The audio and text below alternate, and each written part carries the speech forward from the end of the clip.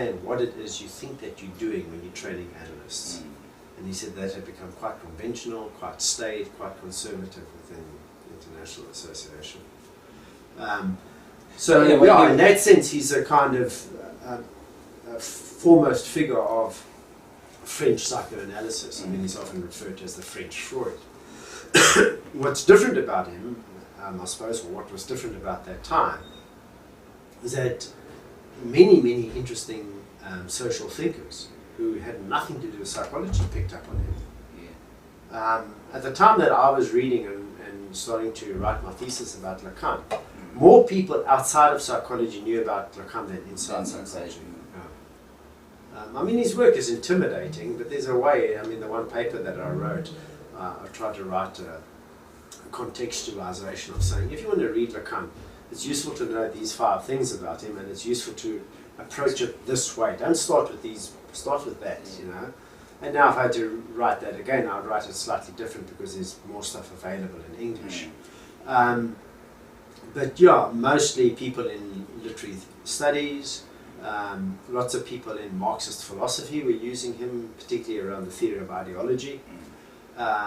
People in sociology, social theorists were starting to use his ideas. So in a way, he was a critical thinker.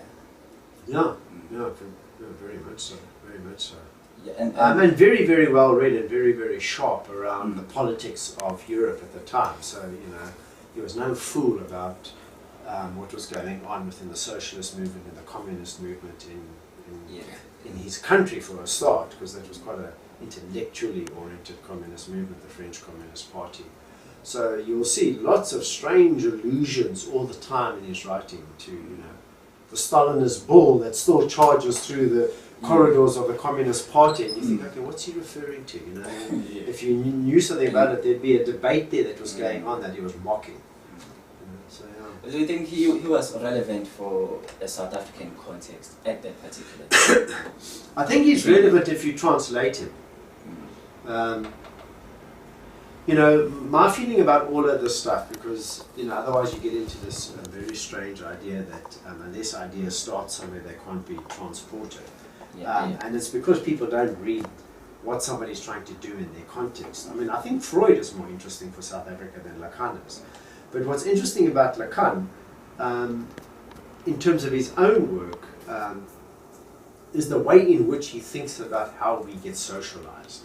I mean, he wouldn't like those words, but to talk English rather than Lacanese. What he's interested in is to say, how does the subject come to be? Now, I think there's some very interesting things there around which one could talk about what it means to be a racial subject in South Africa in Lacanian language.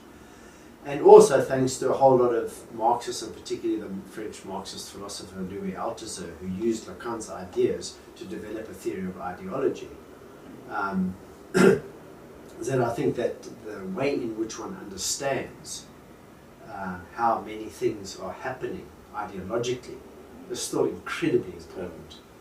For anybody who tells me ideology is not relevant, I think their minds are warped or something. So and I think that especially now in relation to the way in which there's a strange, I mean, Lacan, I think, would have been falling about laughing, and one of the major social theorists who is a strong Marxist Lacanian, Slavoj Žižek, what he's saying is that the way in which the world talks about things, there's another reality going on that speech is about. And you see it in South Africa. If you look at our political talk and had to analyze it, you know, what are we not saying when we say something? You know, what's not being said? I mean, take any bloody example. Let me take the one that I was just reading this morning, Cyril Ramaphosa.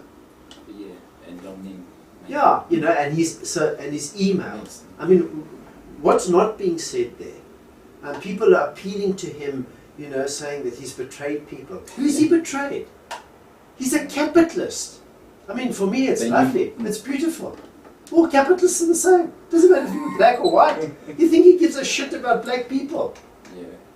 Any more than a white capitalist does. He's one capitalist writing to another. These workers are causing us trouble, mate. Fix it. You know, he's not People thinking, oh, I must help the poor black starving millions. If he wanted to do that, he would have been doing it.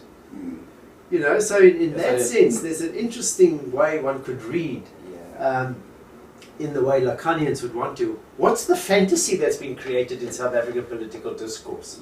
And what point is that serving?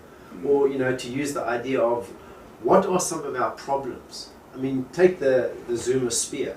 Regardless of what one thinks about it, one could read it psychoanalytically, Lacanianly, to say, what is that symptomatic of?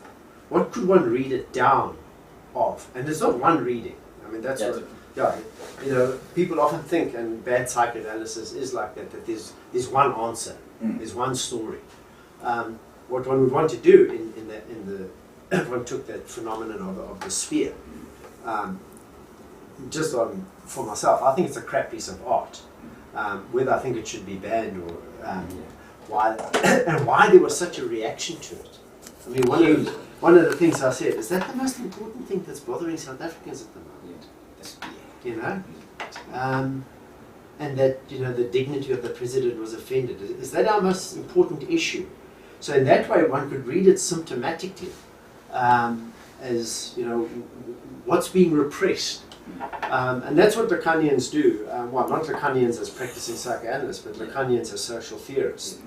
They use psychoanalytic language to make sense of social problems, social phenomena, social ills.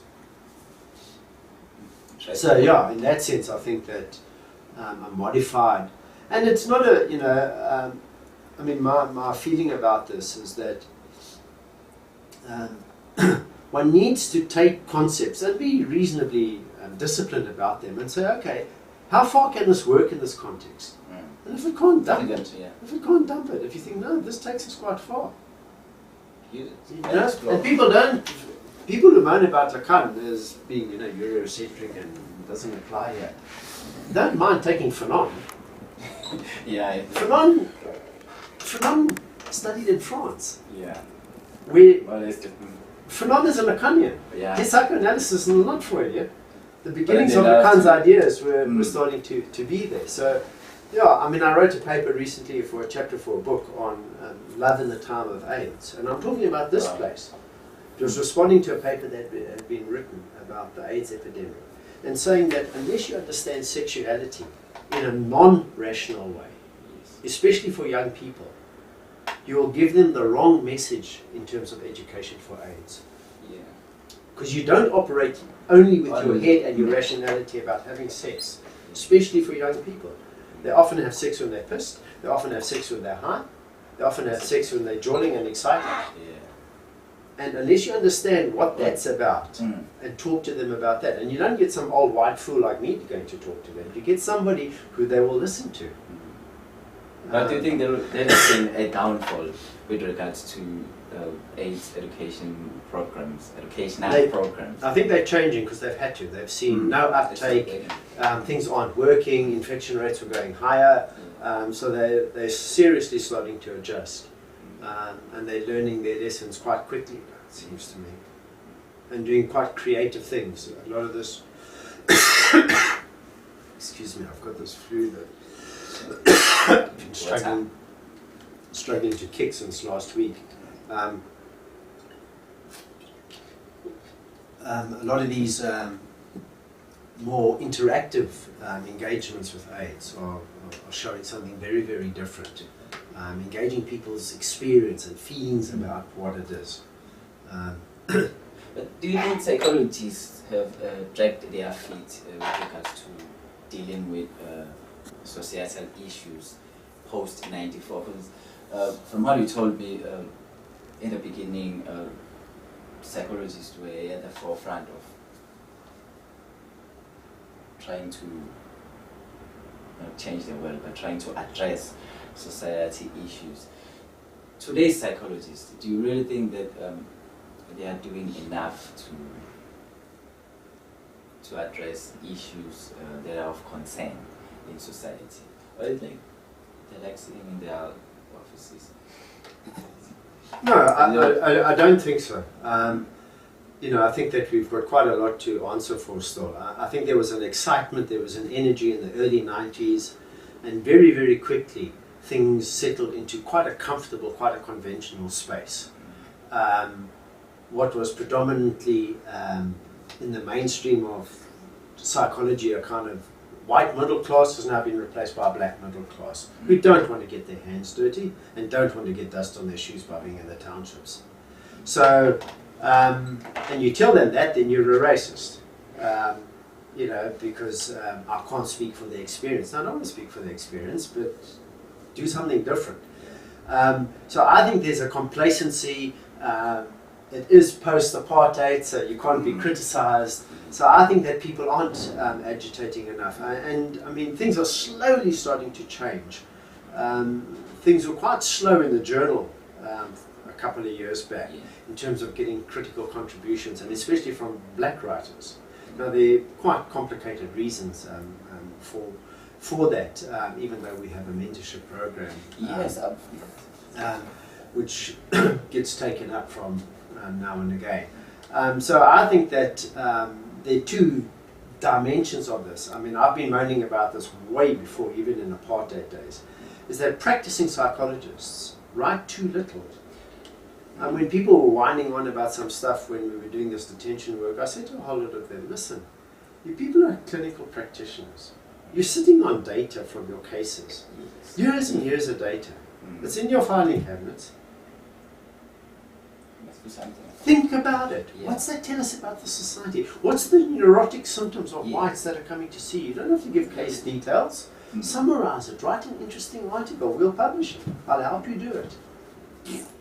Nothing. So practitioners don't write much in South Africa. It's a problem. There are a couple of avenues of that changing, that psychoanalytic grouping, psychoanalytic psychotherapy in South Africa.